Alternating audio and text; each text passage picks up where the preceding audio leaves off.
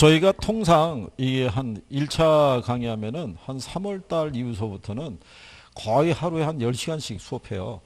여기는 오전만 하지만 이 오전 뭐 오후 그다음에 저녁까지 해가지고 이제 올해부터 이렇게 쭉 이렇게 수업을 하고 이게 1차는 이제 주로 이제 먼저 시작하니까 그렇게 되는 거죠. 그러니까 여러분들은 지금 공부하는데 힘드시다는 거잖아요. 그죠? 근데 힘든 게 뭐 늘상 힘들잖아요. 그죠? 집에 가서 공부를 하시든 안 하시든 간에 일단 여기를 나온다는 자체가 힘들다는 거잖아요. 그러니까 조금씩 적응은 하셔야 돼요. 그죠? 네.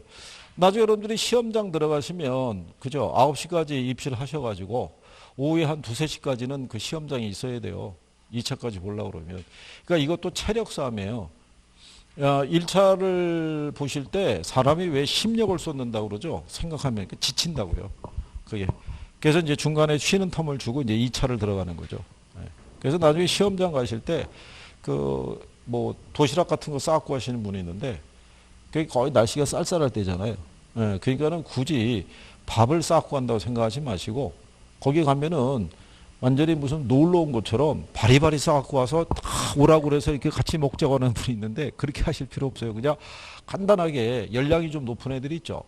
과일이라든가 뭐 간단하게 허기만 좀 채울 수 있는 정도로 열량만 충족을 하고 그리고 시험이 끝나면 시키지 않아도 모여요.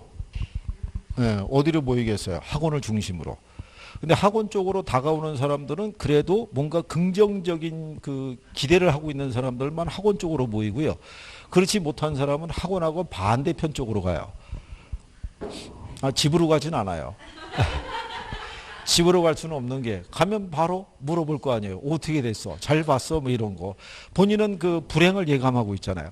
그러니까는 이제 그러고 갈 수 없으니까 또 비슷한 처지에 있는 사람끼리 따로 모여요. 그래서 그 사람끼리 또 모여서 어쨌든 1년 고생했다고 또 보림료 한잔하고 이쪽은 또 긍정적인 어떤 이제 희망을 갖고 있는 사람끼리 모여서 또 이렇게 보림료 한잔하고 뭐 이런 거죠. 어떻게 보면 나중에 합격자 모임할 때보다도 그날이 아마 보림료를 제일 많이 드시는 날일걸요. 그러면 이제 또 가끔 또 전화 연락이 와요. 내려오시라고. 아니 그 시간에 뭐 어딜 내려가겠어요. 이거 다 그런 거예요. 그냥 그때 기분이 그렇다는 거죠. 근데 중요한 거는 잘 마무리하시면 근데 이게 좀 절박해져야 돼요. 올해 꼭 합격해야겠다는 절박함이 있어야 돼요. 그래야지 여기다가 매달리죠. 이걸 가지고 계속 끌고 가는 것도 참 그렇잖아요. 그렇잖아요. 어느 정도 선에서는 이 바닥을 떠줘야 돼요. 오래 있어봐야 별로 좋을 거 없어요. 그리고 민법 이해가 안 되면 민법 선생님 붙잡고 막 물어봐야 돼요. 얘도 안 되면 물어보고 막 그래야 돼요. 근데 거의 안 물어보시잖아요. 그죠? 그러면 여러분들 손해예요, 손해. 자, 여기 시장론을 가게 되면요. 시험 목차는 부동산 시장하고요. 입지 및 공간 구조론이 있죠. 이렇게 두 개예요. 시험 제목은. 근데 요 안에 이제 저희가 세분하게 되면 뭐 부동산 시장의 특성 및 기능에 대해서 그 다음에 이제 뭐 주택시장 분석에 대해서 또는 이제 효율적 시장 이론에 대해서 그랬을 때 여기 세 개 파트에서요. 한 문제에서 한 두 문제 뭐 이런 정도 인용이 되고요. 그리고 이제 여기에 계산 논리가 하나 있고요. 여기는 지대론이라는 게 있고요. 도시 공간 구조 이론이라는 게 있고요. 그리고 입지론이라는 게 있어요. 여기서는 평균 세 문제. 그리고 입지론 안에 계산 논리가 하나 있다는 거. 그래서 평균적으로 한 4문항에서 한 뭐 5문항 뭐 이런 정도 출제가 된다고 보시면 되고요. 거의 뭐 나오면은 다 맞춰 주셔야 된다. 뭐 이런 얘기죠. 뭐 계산을 빼면은 계산에서 뭐 하나 틀리더라도. 자, 그래서 이제 여기 시장에 가시게 되면요. 제일 먼저 시장의 개념이라고 이렇게 나와 있어요. 지난번에 설명해 드린 것처럼요. 이 시장이라는 것은 어떤 특정 장소라기보다는 이 특정한 재화나 서비스를 사고 파는 사람들의 모임 있죠. 그러니까 이 사람들이 모여서 뭐가 성립하는 곳이, 예, 이 거래가 성립되는 곳이 다 시장이다라고 이렇게 생각하시면 돼요. 그죠? 그런데 이제 부동산 시장은요, 예전에 이렇게 설명해 드린 거죠. 이 거래가 성립이 될 때 예전에 유통경제가 발달하기 전에는 이 시장밖에 없었다는 얘기죠. 구체적 시장. 그렇죠? 그러니까 구체적 시장이 성립하기 위해서는 일정한 장소라는 것을 필요로 한다라고 생각하시면 돼요. 그죠? 특정한 장소에 모여서 거래가 성립됐다. 근데 부동산 시장은 지극히 구체적인 시장이라고 할 수 있어요, 없어요? 할 수 있어요. 여러분들이 부동산 시장의 특징 중에 하나가 뭐냐면 부동산 시장은 고도로 국지화되어 있다고 그러죠. 국지화되어 있다는 의미가 뭐겠어요?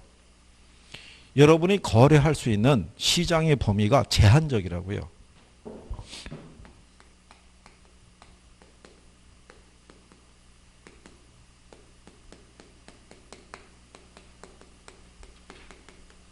자, 뭐 강남도 있고 세종도 있고 제주도 있고 부산도 있고 그래요. 그죠?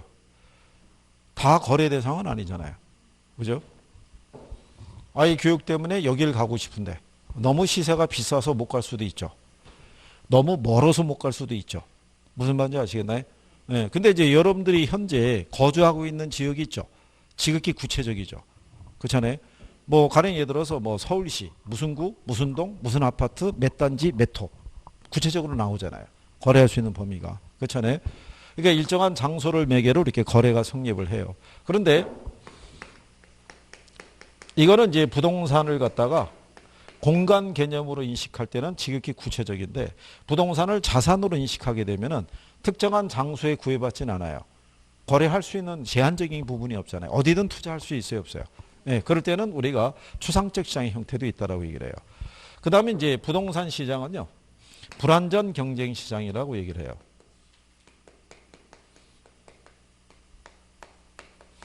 거기 우리 교재에 보면 완전 경쟁 시장의 성립 조건이라고 해놨죠. 완전 경쟁 시장이라는 것은 경제학자들이 만들어낸 시장이에요. 그러니까 현실적으로는 이 시장 형태는 존재하지 않아요. 근데 완전 경쟁 시장이 성립하기 위해서는요, 구비돼야 될 조건이 뒤에 보시게 되면 한 4가지 나와 있죠. 4가지 중에 하나라도 충족이 안 되면 불완전 경쟁 시장이에요. 근데 완전 경쟁 시장에서는요, 기본적으로 시장 참여자의 수가 어떻게 돼요? 다수예요. 완전 경쟁 시장을 예를 들어 보면요, 경제학에서 가장 많이 등장하는 것 중에 하나가 아이스크림 시장이에요. 아이스크림을 판매하는 사람이 있죠. 판매자도 무진장이 많고요. 얘를 소비하는 사람도 어떻게 돼요? 무진장이 많죠. 그런데 여기서 이 구매자나 판매자나 아이스크림에 대한 가격이라든가 품질에 관한 정보는 전부 다 정확하게 알고 있는 거예요. 동네에 보면은 아이스크림 판매하는 가게 있어요, 없어요? 편의점도 있고 슈퍼도 있고 많을 거 아니에요. 근데 똑같은 품질의 상품을 얘도 100원, 얘도 100원, 얘도 100원, 얘도 100원에 팔고 있다는 사실을 다 아는 거예요. 근데 얘만 110원에 팔면 이걸 금방 다 안다는 얘기죠. 그러면 얘는 판매가 돼야 안 돼요? 안 되니까 시장에서 이렇게 형성된 가격을 여기서 시장 참여하는 사람들은 그대로 받아들일 수밖에 없어요. 야, 나는 110원 받고 싶은데 110원 못 받게. 나는 내일부터 안 팔을 거야. 그렇다고 해서 이 가격이 바뀌냐면 바뀌지 않는 거예요. 야, 100원 너무 비싸. 나는 이거 안 사 먹을 거야. 그렇다고 해서 이 가격이 떨어지냐면 그렇지도 않은 거예요. 왜? 워낙 판매하는 사람도 많고요. 사 먹겠다는 사람도 많기 때문에 개인이 이 가격을 어떻게 조정할 수가 없어요. 무슨 말인지 아시겠나요? 근데 부동산 시장은 얘기가 틀린 거예요. 부동산 시장은 시장별로 보면 소수의 구매자하고 판매자가 존재해요.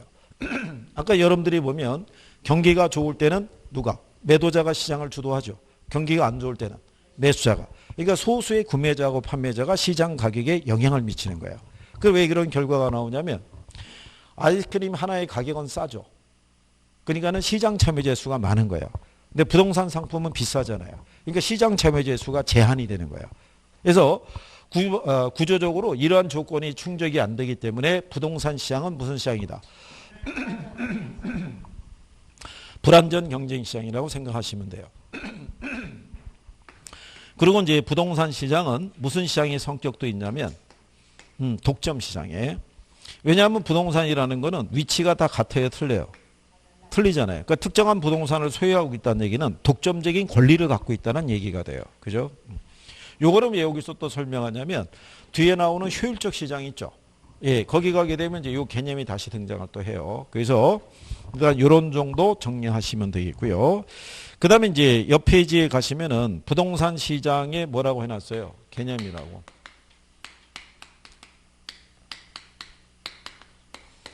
그래서 이 시장의 개념이라는 것도요.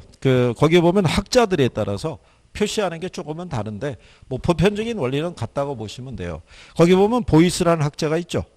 예, 보이스라는 학자라는 것은 그 사람이 주장하는 것은 부동산 시장이라는 것은 시장에서 뭐가 이루어지는 예, 이게 성립되는 게 부동산 시장이라고 본 거예요. 부동산 시장에서는 토지와 건물과 같은 물리적인 시체가 왔다 갔다 하는 게 아니죠. 거기에 부착되어 있는 뭐가 권리가 교환이 되는 것, 그죠? 예, 그게 이제 시장이라고 얘기하는 경우고요. 그 다음에 거기 양가로 2번에 보면요. 일반적인 시장은 반드시 지리적인 공간을 수반할 필요가 없지만 부동산은 위치가 고정되어 있는 특성 때문에 구체적인 지리적 공간을 고려해야 된다라고 해놨잖아요. 그래서 부동산 시장이라는 건 양가, 질, 위치 등 여러 가지 측면에서 유사한 부동산에 대해 그 가격이 균등해지는 경향이 있는 지리적 구역이다라고 명시해놨죠. 그런 의미에서는 지극히 구체적 시장이라는 거예요. 왜냐하면 이 서울이라는 데도요. 여러 개의 구가 있어요, 없어요? 네, 구가 있었을 때 가령 예를 들어서 뭐 이런 거죠. 강남구가 있고 만약에 뭐 동작구가 있고 강서구가 있고 이렇게 나눠졌을 때 이 안에 들어가면은 주택시장 다 있어요, 없어요?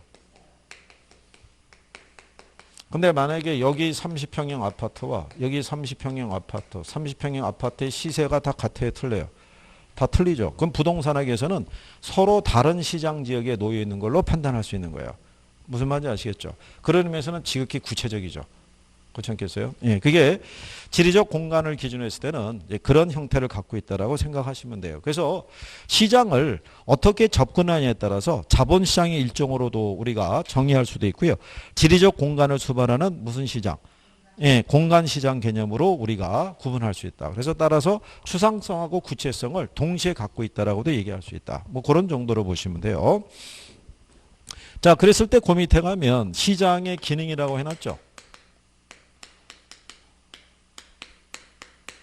우리가 지난번에 얘기했지만 이 기능이라는 건 역할이라고 그랬죠.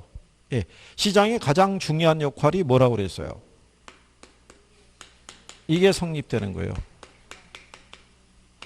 교환 또는 거래가 성립하도록 해주는 것이 바로 뭐다? 시장이다. 그래서 우리가 왜 지난번에 물고기 바나나 갖고 설명했잖아요. 우리에게 주어진 자원이 그 두 개밖에 없을 때 우리가 효율적인 생산을 하기 위해서는 수영 잘하는 사람은 물고기 잡으러 가고 나무 잘 타는 사람은 바나나 채취하러 가면은 같은 시간 내에 더 많은 수확을 얻을 수 있잖아요.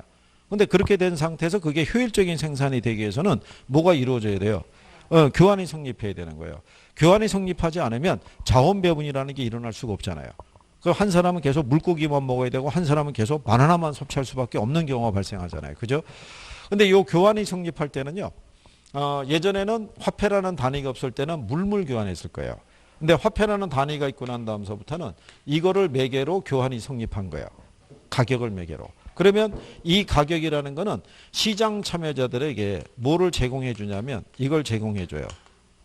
정보를. 그러니까 특정한 어떤 상품이 있었을 때 어느 만큼 생산하고 어느 만큼 소비해야 되는지에 대한 정보를 제공해 주는 게 이 가격을 매개로 제공해 주는 거예요. 그럴 때 만약에 부동산 시장 같으면요. 사람들이 단독주택보다는 아파트 있죠. 이 소비가 훨씬 늘어나요. 그러면은 건설업자들은 단독주택보다는 뭐 아파트를 더 많이 시장에 생산해서 공급해 주겠죠. 그걸 우리가 자원 배분이라고 그래요. 시장에서 필요한 양만큼 생산해서 공급하는 걸 뭐라고 그런다? 자원 배분. 그러니까 결국은 그게 뭐가 매개가 돼서 이 가격이 매가 돼서 시장에다 정보를 제공을 해주는 거예요. 그러면 필요한 만큼 우리가 생산하는 거예요. 그죠? 지금 여러분들이 보면 마스크의 수요에 비해서 공급이 부족하잖아요. 그러니까 마스크를 어떻게 해야 돼요? 막 생산하고 있잖아요. 그래서 계속적으로 공급을 해주고 있는 경우죠.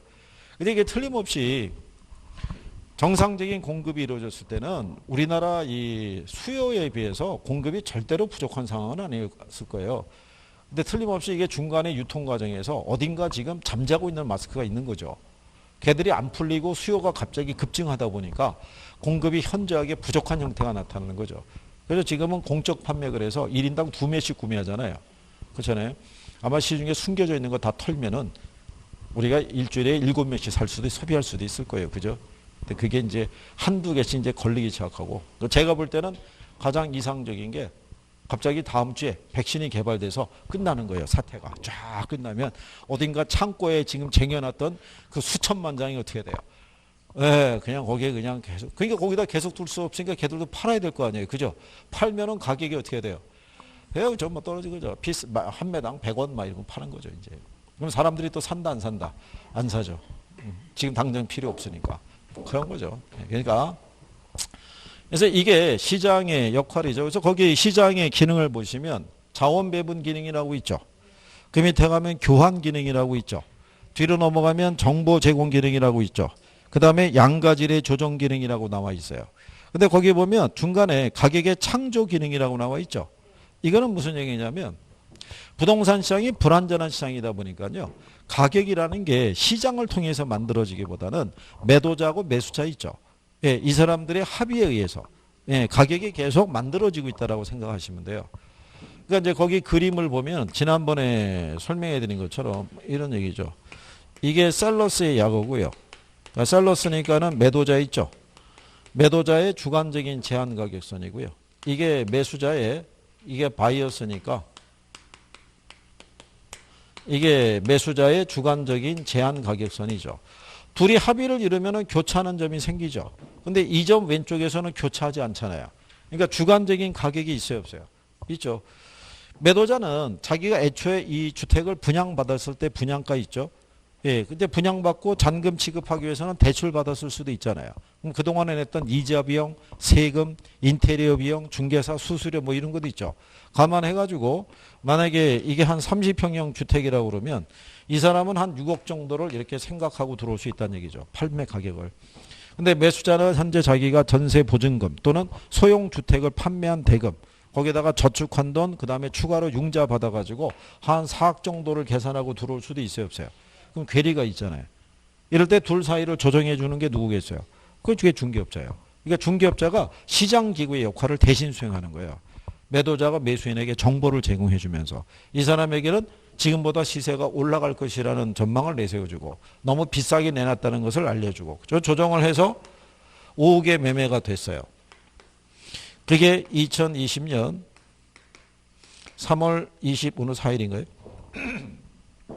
3월 24일 날 거래가 된 거예요. 그러면 요 가격은 요 시점에서는 주변의 30평형 이 부동산의 시세에 영향을 줘야 안 줘요? 영향을 주는 거죠. 그래서 이 시세가 이렇게 유지가 되다가 시장 상황에 따라 이거보다 훨씬 비싸게 거래될 수도 있어요, 없어요? 또 싸게 거래될 수도 있어요, 없어요? 그러니까 요 거래하는 시점이 어디냐에 따라서 시장 상황이 틀려질 거 아니에요.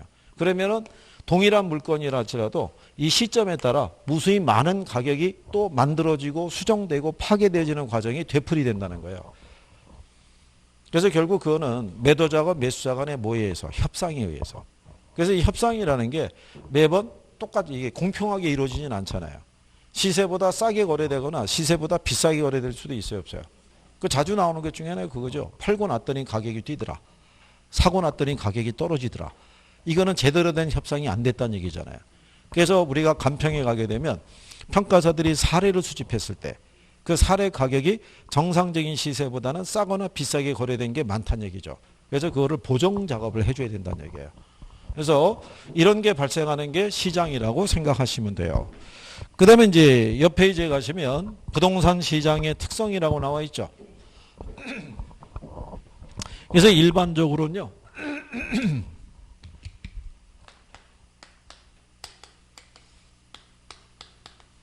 얘가 시험상에서 활용되는 거는 얘가 조금 더 많아요. 시장의 특성을. 그런데 요즘은 이 시장의 특성을 물어볼 때 단순히 시장의 특성만 물어보는 건 아니고요. 뭐 효율적 시장 이론이나 금융시장이나 이런 것도 같이 물어보니까 포괄적으로 정리하시는 것도 필요하죠. 시장의 특성 중에서 가장 대표적인 게 우리 교재에도 나와 있지만 시장의 국지성이라는 거죠. 조금 아까 설명해 드렸죠. 부동산은 거래할 수 있는 공간적인 범위가 일정한 지역에 국한된다는 거예요. 내가 원한다고 해서 전국에 있는 모든 부동산이 내 거래 대상에 포함이 되는 것은 아니다 이런 얘기예요. 그죠? 그래서 이렇게 고도로 뭐가 돼 있고요. 국지화돼 있고 이 안에 여러 개의 무슨 시장, 하위 시장, 우리가 서브마켓이라고 그러죠. 예, 이게 존재해요. 그렇죠? 만약에 오피스 시장만 하더라도 서울 같으면은 예를 들어서 명동에만 오피스 시장이 있는 게 아니죠. 마포도 있고 강남도 있고 여러 지역에 가게 되면 오피스 시장이 있어요, 없어요? 있잖아요. 근데 거기에 거래 가격 틀리죠? 임대료 틀리죠? 수요 공급 관계도 다 같아요, 틀려요? 다 틀린 거예요. 그러니까 그 시장별로 뭐가 틀린 거예요? 수요 공급 관계가 다 틀린 현상이 나타나는 거예요. 그래서 이런 시장이 존재하더라 이런 얘기죠. 그러니까 예를 들어서 뭐 서울도 있고 뭐 세종도 있고 제주도 있고 뭐 예를 들어서 광주도 있고 부산도 있고 뭐 이런 식으로 시장이 있다 그러면 이 안에 들어가면 서울도 주택 시장도 있고 그 다음에 무슨 시장이 있어요? 예, 오피스 시장이 있고 상가 뭐 있고 다양할 거 아니에요. 그럼 얘네도 주택이 있고 뭐가 있고요. 오피스 있고 얘네도 주택이 있고 뭐가 있어요. 오피스가 있을 때 그러면 여기서 발생하는 수요 공급 관계가 다 같다 틀리다. 다 다른 거예요. 근데 이거를 우리가 상품이 움직이면서 이걸 조절할 수 있어요 없어요? 조절이 안 되는 거예요. 그래서 시장별로 뭐가 다 틀리냐면요. 형성되는 가격도 틀리고요. 뭐도 틀려요. 임대료도 틀리고 거래 관행도 어떻게 돼요? 틀린 거죠. 이런 현상이 나타나는 게 부동산 시장은 움직이지 못해서 그런 거예요. 그래서 지역 시장별로 그 지역에 맞는 특성이 또 발생한다고 생각하시면 돼요. 자, 이런 시장의 국지성이라는 게 있고요. 그 다음에 이제 그 밑에 가면 부동산 시장은 뭐가 곤란하다고 그래요?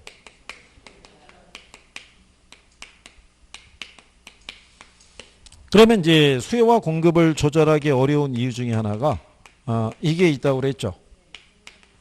예, 아까 얘기한 것처럼 지어서 들어오기까지가 시간이 많이 걸리는 거예요. 그렇죠? 예.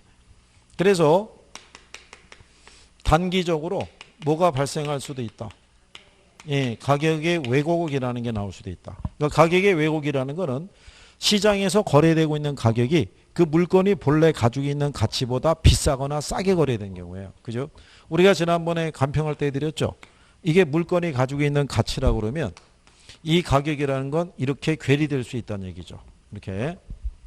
그래서 이런 생산의 장기성. 그 다음에 또 뭐가 있냐면 위치가 어떻게 돼요? 고정이 돼 있어서 그래요. 그래서 시장별로 상품 간의 이동이 불가능해요. 거기에다가 또 뭐가 있어요? 내구성. 상품의 수명이 길잖아요. 그러니까 미분양 재고가 발생하더라도 그 물량을 우리가 한 번에 소진을 시킬 수는 없어요. 수명이 긴 지역이기 때문에. 그래서 미분양 재고가 쌓이게 되면 그 지역의 부동산 경기가 위축이 되죠. 걔들이 다 소진될 때까지는 추가적인 공급은 거의 기대하기 힘들다라고 보시면 되죠. 그래서 이런 것 때문에 수급 조절이 곤란하다라고 얘기를 하죠. 그 다음에 시장 자체에 그 또 특징 중에 하나가 뭐냐면요. 거기 보면은 시장에 뭐라고 해놨어요? 예, 비조직성이라고 있고요. 뒤로 넘기시게 되면은 상품에 뭐라고 해놨어요? 비표준화.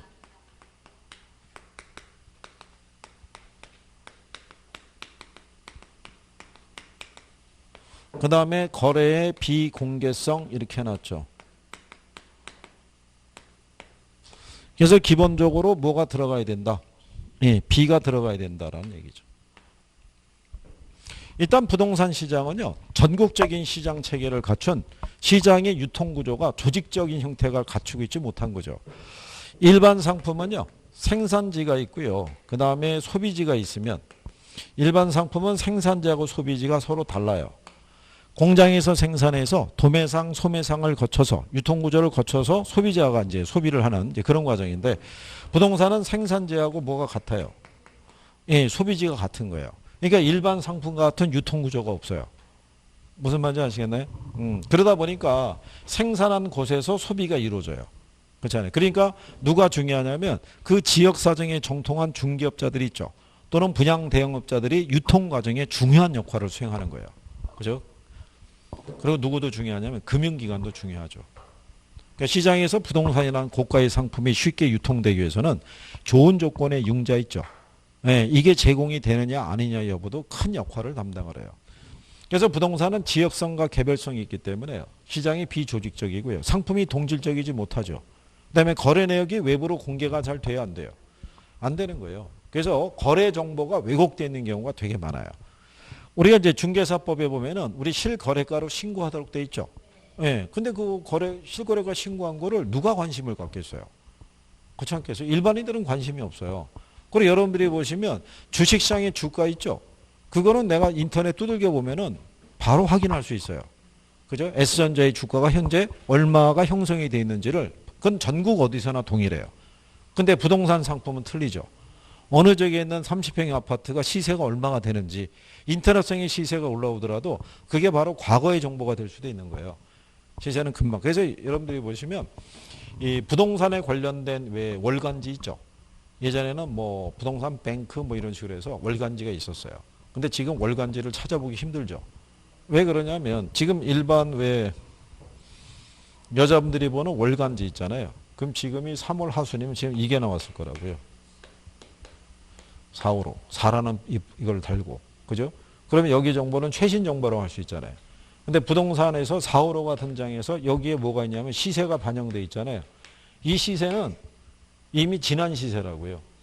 계속 변화가 되니까 그러니까 이 정보가 불완전한 정보가 되잖아요. 그래서 예전에는 그런 잡지가 나오면 그 안에 지역별로 아파트 시세 뭐 이게 쫙 있었다고요.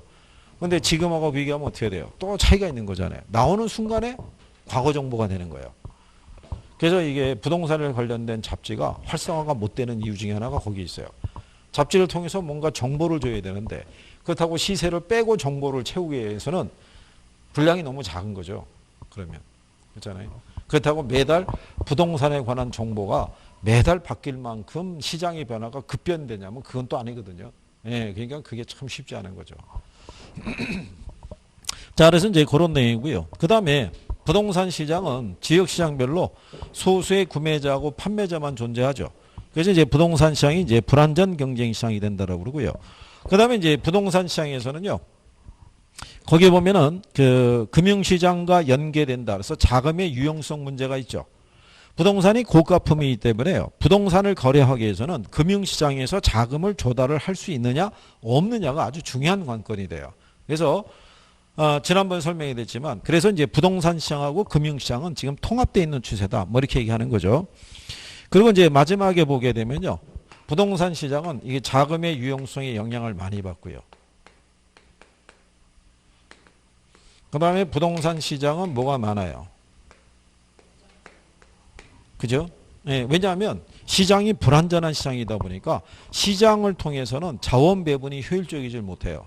특정한 지역의 부동산 수요가 증가했다 그래서 그쪽으로 공급 물량이 바로 늘어날 수 있냐면 그러지는 못하다는 얘기죠. 그래서 시장 기구를 통해서는 자원 배분이 효율적이지 못하다 보니까 누가 개입하겠어요? 정부가 개입하는 거예요. 그래서 요 다음에 여러분들이 정책론을 배우시는 거예요. 그래서 여기 자금의 유용성 관계를 배우기 위해서 이제 금융론을 또 배우시는 거예요. 그거를. 자, 그렇게 이제 또 구별하시면 되겠고요. 자, 그 다음에 이제 옆에 가시면은 주택시장이라고 있어요.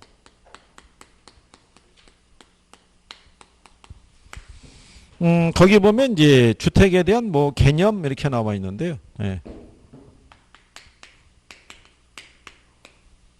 주택이라는 것도 일정한 지역이 어떻게 돼요? 얘도 고정이 돼 있죠. 이동이 안 되잖아요. 그러니까 얘도 주변 환경의 영향을 많이 받을 수밖에 없다라고 이렇게 보시면 되겠죠. 그렇죠? 그래서 이제 그런 내용이고요. 그리고 이제 일반적으로 주택 공급은 비탄력적이고요. 주택 수요는 필수적인 성격이 있죠. 주택이 필수제잖아요. 예, 그래서 주택 시장은 항상 불안전한 특성을 지니고 있다라고 보시면 되겠고요. 그 다음에 주택은 공공 서비스의 필요성이 있죠. 그래서 이제 주택이 들어설 때는요. 거기에 보면은 어디에 영향을 받는다. 그래서 우리가 공공재를 보게 되면요. 지방공공재라는 게 있어요. 그 지자체별로 제공되는 편익시설이나 복지시설이 달라질 수도 다른 경우도 많이 있죠. 어느 지자체는 지하철이 연결이 되는 데도 있고 거기에 따라 뭐 도서관이나 여러 가지 문화 복지시설이 잘 갖춰져 있는 데도 있고 그렇지 못한 지역도 있어요, 없어요? 그러면은 그 주변에서 가구 수가 글로 집중이 되는 경향이 있어요. 모여드는. 그러면 그 지자체는 이제 가구 수가 늘어나니까 세금도 더 많이 거둘 수 있어요. 그러니까 지자체에서는 좀 더 많은 편익을 또 지역 주민들에게 제공을 할 수 있고 그런 차이도 상당히 커요. 그게. 그래서 언젠가는 아마 여러분들에게 공공재 물어볼 때 중앙하고 또 지방 공공재에 대한 것을 한번 지문 정도로 활용할 수도 있을 거예요. 그래서 나중에 공공재는 기본적으로 배우셔서 아시잖아요. 어? 그래요. 일단 뭐 얘기만 하면 일단 뭐 반응이 요즘 그래서 학원마다 마스크 하고 있어가지고 본인들은 대답을 했다고 우기는 거예요. 마스크 안쪽에서 자기는 대답을 했는데 안 들려서 그런 거니까 그건 선생님이 이해를 해야 된다고 얘기하는 거예요. 그죠? 예. 그러니까 뭐 그렇게 보시면 되겠고 그 다음에 그 밑에 가면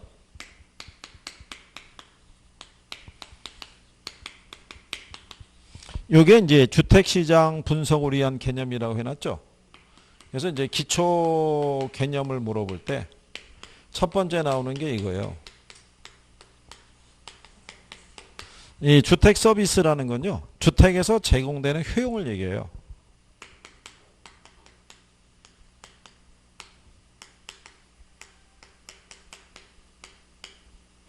그러면 이 서비스라는 단위는 왜 만들어냈냐면요. 우리가 주택을 분석할 때 물리적 측면으로 보면은 주택은 이질적인 상품이에요. 우리가 단독 주택도 있고요. 아파트도 있고 연립도 있고 그다음에 다세대 뭐 이런 유형의 주택이 있을 때 얘네들이 뭐가 다 틀리냐면요. 이 상태라는 건 지은 지 몇 년 됐느냐 이런 얘기예요. 면적도 틀리고요. 구조도 틀리고요. 각종 부대 시설이나 이런 것들이 다 틀린 상품들이에요. 그러면 시장을 분석하기가 어려워져요. 그러면 만약에 2020년도에 시장에서 주택의 필요량이 얼마인지를 우리가 측정하고자 할 때 이거를 물리적 측면으로 접근하게 되면 단독주택 몇 평짜리가 몇 채가 필요하고 이렇게는 분석이 곤란한 거예요. 전체적으로 봤을 때. 그래서 시장 분석을 조금 더 쉽게 하기 위해서 그래서 만들어낸 게 이게 주택 서비스예요. 주택 서비스라는 거는 주택에서 제공되는 효용이잖아요. 이거를 대입하면은 부동산은 동질적인 상품이 돼요. 그죠? 그거는 여기 단독이 됐든 아파트 같은 연립이 됐든 다세대가 됐든 간에 얘네는 여러분과 여러분 가족이 지낼 수 있는 거주 공간을 제공해 주죠. 여러분들이 외부에서 일하고 들어와서 휴식을 취할 수 있거나 외부 환경으로부터 여러분과 여러분 가족을 보호해주는 이런 서비스를 제공하는 건 어때요? 다 똑같은 거예요. 그죠? 똑같은데 다만 이 서비스의 크기 있죠. 크기는 틀리겠죠. 뭐에 따라서냐면 소득이 높은 사람은 많은 양의 주택 서비스를 소비할 거고 소득이 적은 사람들은 적은 양의 주택 서비스를 소비할 거 아니에요. 그러면 이거를 이게 매체 이게 매체가 아니라 시장에서는 과연 이 주택 서비스의 양이 얼마가 될 것이냐라고 추정을 하게 되면 시장을 좀 더 용이하게 분석할 수 있다는 거예요. 그래서 만들어낸 단위가 이거예요. 주택 서비스. 그리고 왜 그러냐면 우리가 완전 경쟁 시장의 조건 중에 하나가 상품이 동질적이라는 거예요. 그죠? 근데 경제 논리는요. 대부분 완전 경쟁 시장을 가정한 이론이 많아요. 그러니까 그런 이제 좀 더 효율적인 이론을 대입하기 위해서 얘를 무슨 상품으로 만들어 놓고 동질적인 상품으로 만들어 놓고 시장을 분석하겠다 뭐 이런 얘기예요. 그래서 이제 만들어낸 게 주택 서비스라는 거. 예, 그 다음에 이제 그 밑에 가게 되면 예, 주택 저량하고 주택 뭐가 있어요?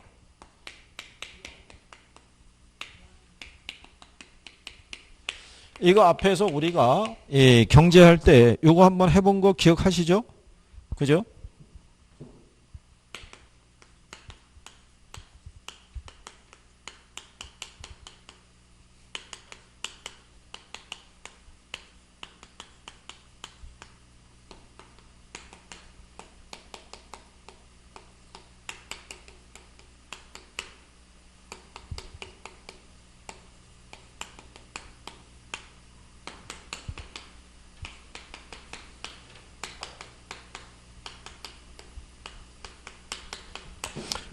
이런 유형으로 여러분 시험에 나온 거예요.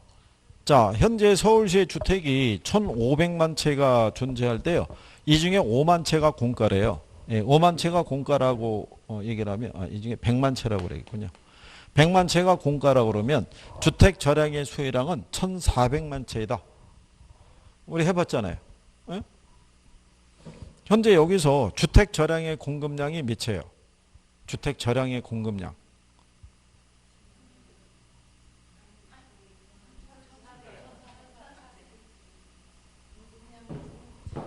아니 여기 보면 숫자가 1,500 하고요. 100만 하고 1,400 하고 이거밖에 없는데 뭘 기다리시는 거예요? 우리가 거기 보시면 주택 절약의 공급량이 있죠.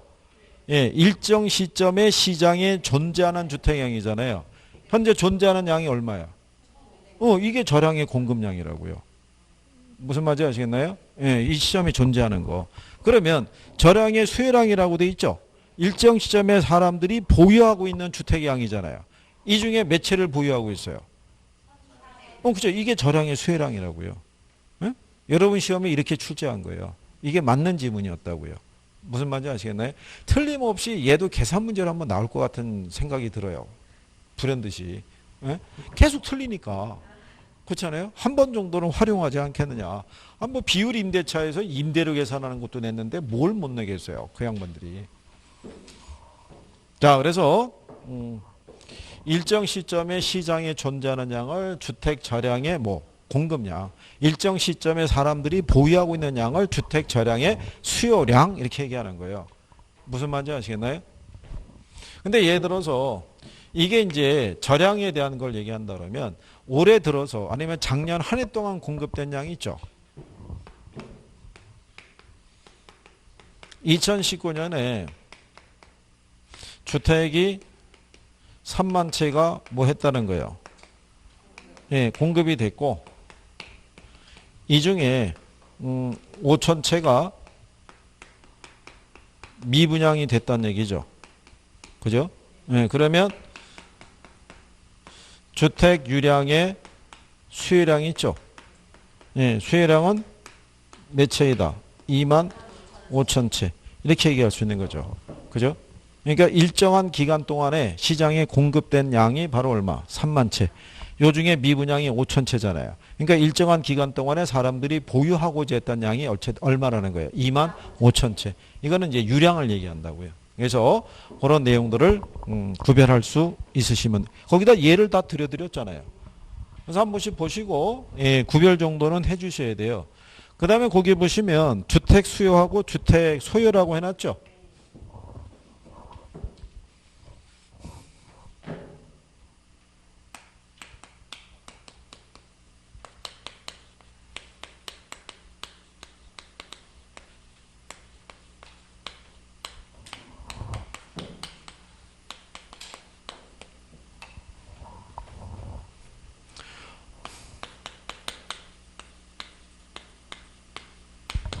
자, 여기 보면 이제 하우징 니드 하고요. 하우징 디맨드가 존재하는데 여기 니드라는 것 있죠. 네, 이게 뭐 얘기하냐면 욕구를 나타내요. 이게 니드라는 게 있고 원트라는 게 있어요. 그죠? 자, 여러분들이 보시면 아이들 있죠. 아이들은 장난감을 갖고 싶어하는 욕구가 있어요, 없어요? 있죠. 그런데 원하는 건 틀려요. 남자아이들은 로봇이라든가 총 같은 류를 좋아하고요. 여자아이들은 인형 이런 걸 좋아할 거예요. 그죠? 그러면 걔네들이 원하는 이 욕구 있죠. 욕구는 어떻게 충족이 될 수 있다고 그랬어요. 부모의 능력에 따라 틀린 거예요. 부모가 경제력이 있으면 사주는 거고 경제력이 없으면 못 사주는 거예요. 그죠? 그런데 여기 있는 이 주택 소요 있죠. 예, 이거를 형성하는 사람들이 이 사람들이에요. 무주택 서민. 이 사람들은 주거에 관한 욕구가 있어요, 없어요? 있는 거예요. 근데 이 욕구는 생존 수단으로서의 욕구인 거예요. 가장 기본적으로 생산하기에는 의식주가 충족이 돼야 되잖아요. 그러니까 이 사람들은 주거 공간에 대한 서비스가 거실이 넓어야 된다. 방은 최소한 3개 이상이 돼야 된다. 이건 필요한 게 아닌 거예요. 나하고 내 가족이 쉴 수 있는 공간만 있으면 되는 거예요. 그죠? 근데 이 사람들의 욕구는요. 여기를 통해서는 충당이 안 돼요. 왜냐하면 시장에서 공급된 주택은 가격이 비싸요. 가격을 저렴하게 분양을 해주더라도 관리비라든가 유지관리비의 부담 때문에 이 사람들은 이 주택을 소비할 수가 없어요. 그죠? 그래서 결국은 이 사람들의 요건은 누가 개입을 해서, 정부가 개입을 해서 이거 지어주는 거예요. 공공임대주택 있죠? 예, 이걸 공급해 주는 거예요. 근데 여기 있는 주택 수요 있죠? 예, 우리가 여기 디맨드라고 해놨잖아요. 이 사람들은 욕구뿐만이 아니라 이걸 갖고 있는 사람들이에요. 그죠? 그러니까 이 사람들이 원하는 거는 여기서 다 제공이 돼요. 구매력이 있으니까. 전원주택을 필요하면 전원주택 지어서 공급해 주는 거예요.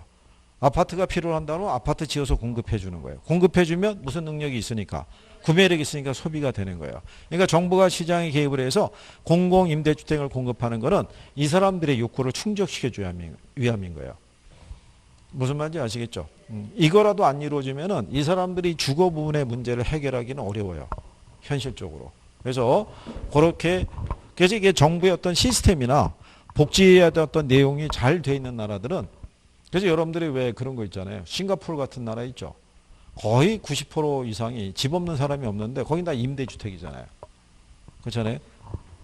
근데 차라리 인식이 그렇게 바뀐 게 나아요. 임대주택, 그러니까 정부가 주택을 공급하는 거예요. 임대주택으로. 근데 임대료가 어떻게 되겠어요? 쌀 거 아니에요. 그러니까는 사람들 입장에서는 주거 문제가 해결이 되잖아요. 그렇게 되면은 집을 마련하기 위해서 가지고 있는 돈의 대다수를 뭐 집 사기 위해서 집어넣고 청약에 가입해야 되고 삶의 질이 떨어지잖아요. 그럼 그 돈만 가지고 가족들 데리고 여행도 다닐 수 있고 그렇잖아요. 그런 게 이제 되는 게 훨씬 중요하다는 얘기죠. 그러면은 이렇게 가격이 어떻게 돼요? 그럼 걔네는 최소한 부동산 문제는 크게 나타나지는 않을 거 아니에요. 그게 국가에서 통제하니까 그 정도로. 우리도 그렇게 바뀌면은 그죠? 근데 쉽지는 않은 거죠, 우리는. 왜냐면 경제 규모가 이렇게 커져 있기 때문에 뭐야, 이 집 팔고 임대주택으로 들어가라는 얘기야? 그렇게는 못하지. 그러니까 이제 쉽지는 않은데 나중에 이제 이 어린 아이들이나 이런 애들이 한 40년, 50년 뒤에 주거에 대한 인식이 바뀌어서 예, 그래서 집은 소유하는 개념보다는 그냥 내가 잠깐 이용하고 가는 개념이다. 이렇게 바뀌게 되면 좀 차이가 있을 수가 있겠죠. 그러면 주택의 공급 부족 문제나 뭐 이런 것들도 뭐 크게 개선이 될 수 있는데, 근데 걔네는 처음부터 그렇게 제도를 정착시켜서 간 케이스고, 예, 쉽지는 않은 거죠. 자, 뭐 그런 얘기고요. 그 다음에 이제 그 밑에 가면 주택의 여과 작용이라고 해놨죠. 예, 그래서 여기 잠깐 쉬었다가 예, 여기 해보시죠.